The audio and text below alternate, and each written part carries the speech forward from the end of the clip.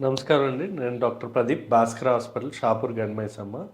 ఈరోజు మనం bird flu గురించి తెలుసుకుందాం. ఈ మధ్య చాలామంది భయానికి గురవుతున్నారు అండ్ ఆల్సో భయపడుతున్నారు కూడా ఈ న్యూస్ ఛానల్స్ ఇవన్నీ చూసి. ఇది నిజంగానే ప్రాణాంతకమా? అసలు ఇది డేంజరా కాదా అన్నది తెలుసుకుందామండి.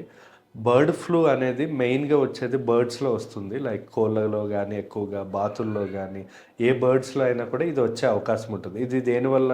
ఏవియన్ ఇన్‌ఫ్లుయెంజా వైరస్ వల్ల ఈ బర్డ్ ఫ్లూ అనేది వస్తుంది.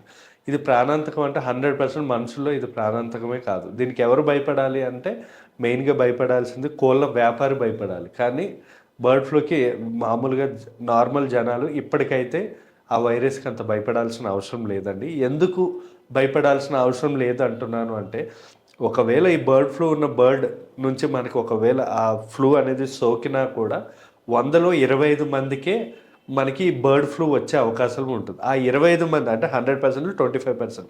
ఆ 25% ఎవరైతే ఉన్నారో వాళ్ళల్లో కూడా ఏం పెద్దగా ఎక్కువగా లక్షణాలు ఉండవండి. అంటే ప్రాణాంతకమైన లక్షణాలు అయితే ఏమీ ఉండవు. ఫ్లూ సిమ్టమ్స్ అనేవి ఉంటాయి. లైక్ ఫర్ ఎగ్జాంపుల్ ఏమైనా ఫీవర్‌లా అనిపియడం గానీ, కాఫ్ గానీ, కోల్డ్ గానీ, ఒళ్ళు నొప్పులు గానీ, కొంచెం వీక్‌నెస్ అనిపియడం గానీ, ఇలా కొన్ని కొన్ని ఫ్లూ సిమ్టమ్స్ అనేవి ఉండే అవకాశాలు ఉంటాయే తప్ప, వేరే డేంజరస్ థింగ్ అయితే ఏమీ ఉండదు.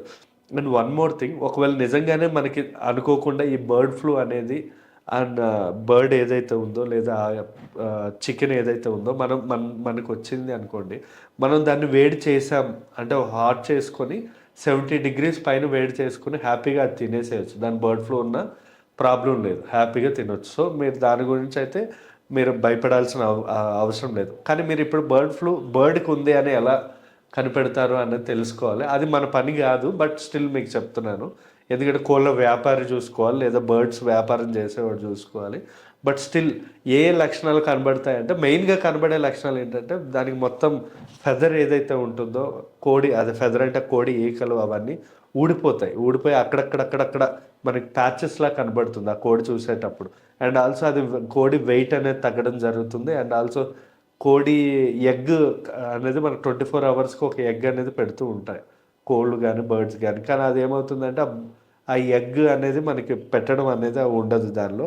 ఇది ఎలా వస్తుందంటే ఇదొక డ్రాప్లెట్ ఇన్ఫెక్షన్. వాటిలో అంటే ఇవి కోళ్ళు ఇవన్నీ ఒకటే ఏరియాలో ఉండడం వల్ల ఒక్కదానికొచ్చినా కూడా కంప్లీట్ అన్నిటికి కూడా వచ్చే అవకాశాలుంటాయి. చాలా ఫాస్ట్‌గా స్ప్రెడ్ అవుతుంది. మెయిన్‌గా బర్డ్స్‌లో. యాజ్ ఆఫ్ నౌ దీనికి ఈ ఏవియన్ ఇన్‌ఫ్లుయెంజా వైరస్‌కి భయపడాల్సిన అవసరం అయితే లేదు.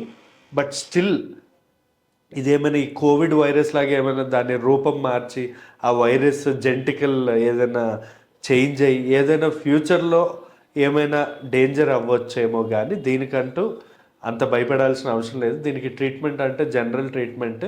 వ్యాక్సినేషన్స్ అయితే ఏమీ లేవు మనుషులకైతే. అవసరం లేదు కూడా యాజ్ ఆఫ్ నౌ.